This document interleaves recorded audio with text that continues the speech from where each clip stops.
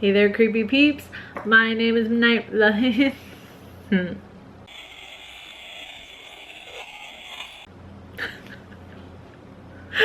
My name is Nightmare Maven, and I like to talk about horror movies.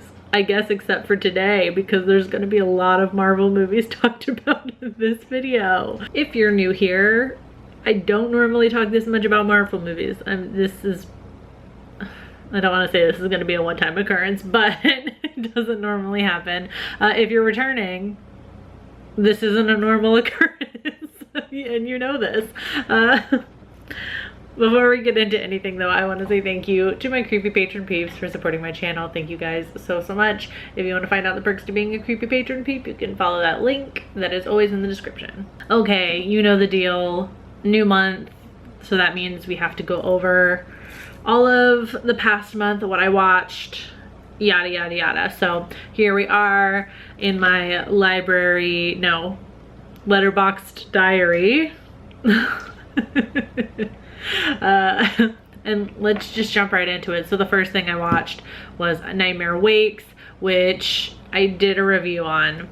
I did not like it. I think it's kind of, oh no, okay, for whatever reason I was thinking this one was kind of all over the board, but no, it seems like for the most part every one of you that has seen it that I follow did not like it either. Yeah, just I feel like they did Mary Shelley dirty a little bit in this, and yeah, was not a fan. Then I watched Freaky, finally. This was for a patron movie night, I believe, if I remember correctly. This did come out in theaters, so I didn't go see this in theater. I made a choice to not go see it. I thought it was okay. I gave it a 3 out of 5. It was definitely something that I would have like just gobbled up if I was a teenager and I saw this. I would have fucking loved this movie. That's not to say it's bad. I just, you know, I almost just kind of feel like it wasn't made for me a little bit. You know what I mean? Like, I would just rather let other people enjoy it, you know? And there were just parts that I was like, for whatever reason, I was like just so very aware that like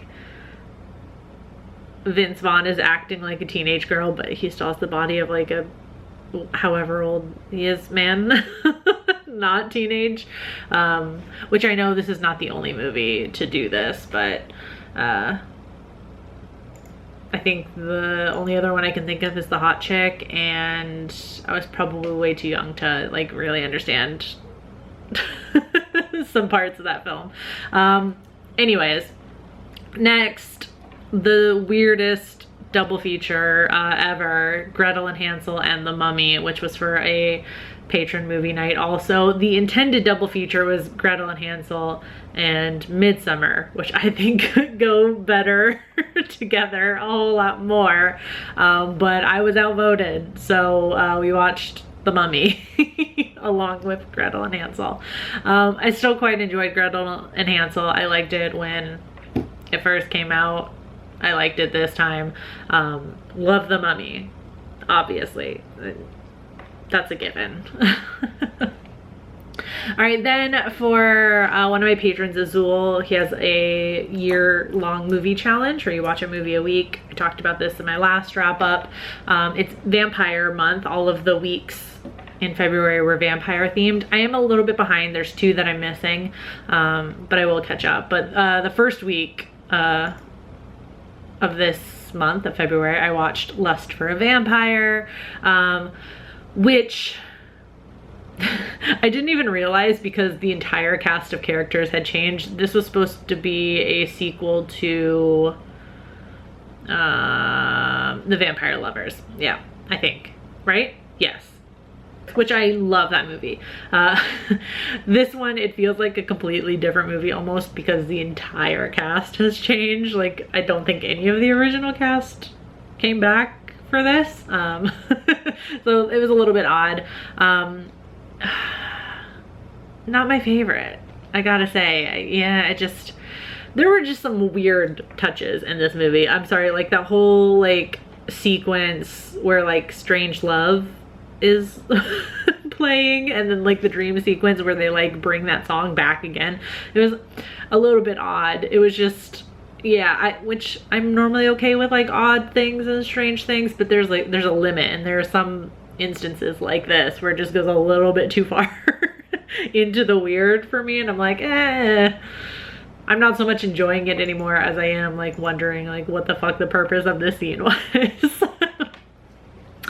Okay, so now a whole bunch of Marvel movies. Vicky, why is that?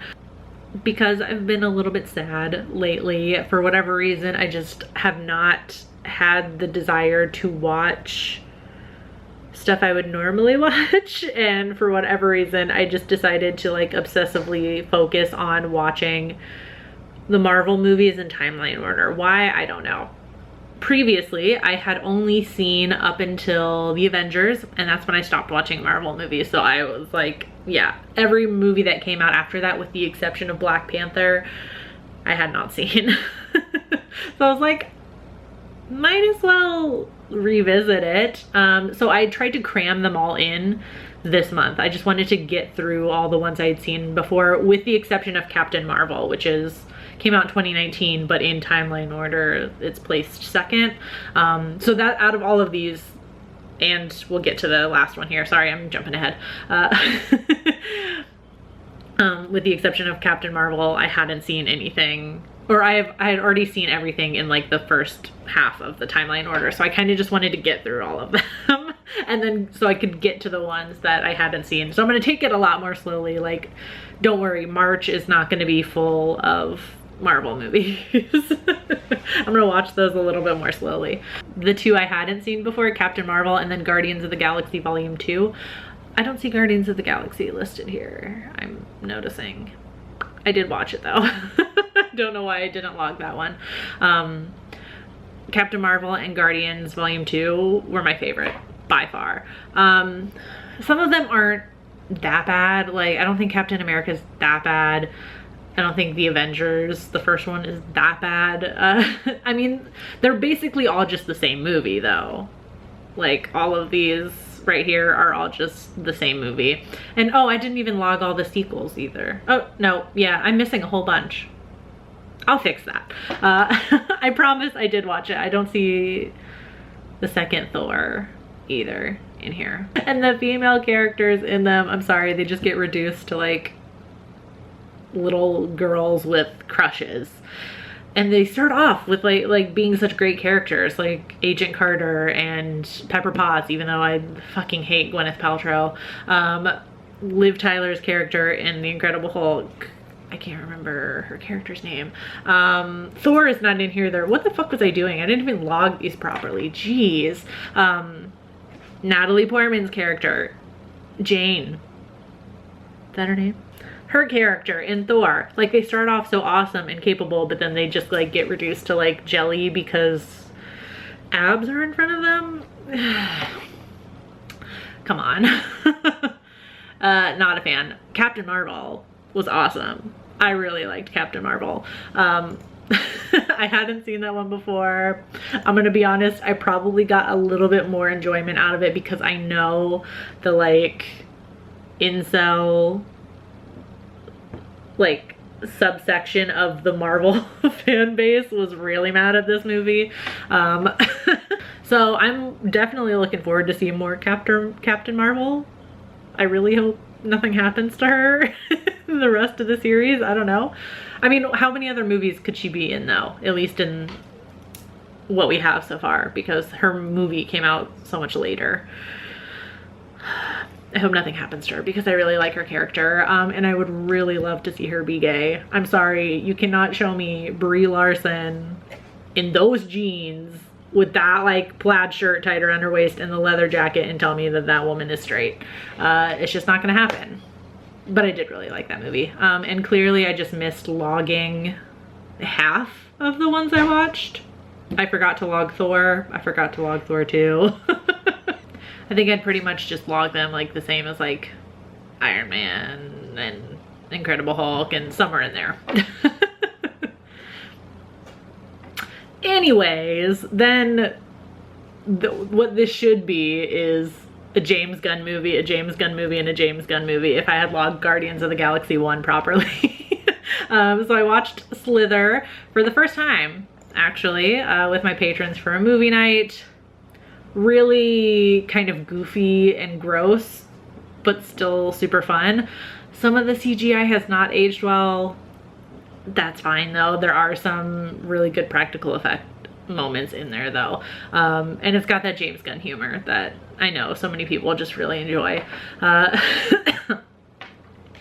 So, I mean, speaking of James Gunn humor, I then watched Guardians of the Galaxy and then Guardians of the Galaxy Volume 2, which I really liked. I liked the second one better than the first one, actually, and I'd seen the first one before. I will say the whole storyline with Peter Quill and his mom hit a whole lot differently this time around, but the second one was so good.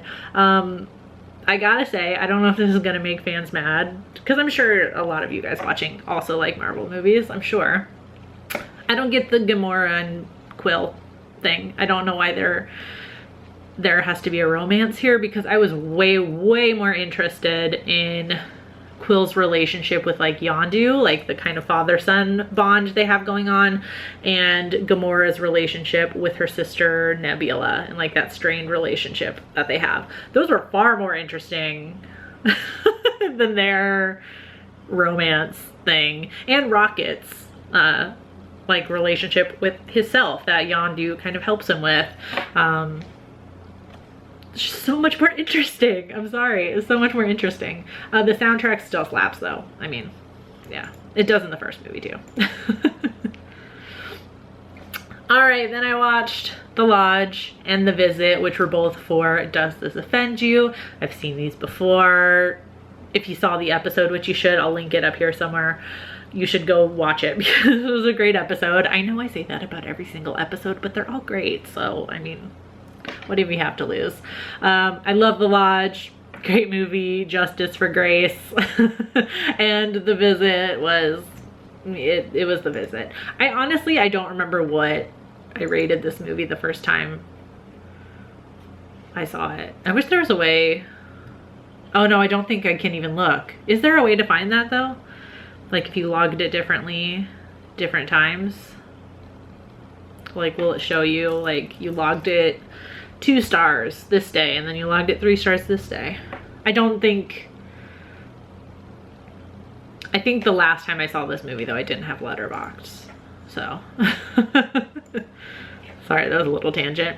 Then I watched Saint Maud because it finally became available on video on demand over here in the US. Super excited about that because I was very much anticipating the movie, and luckily it lived up to my expectations in a different way.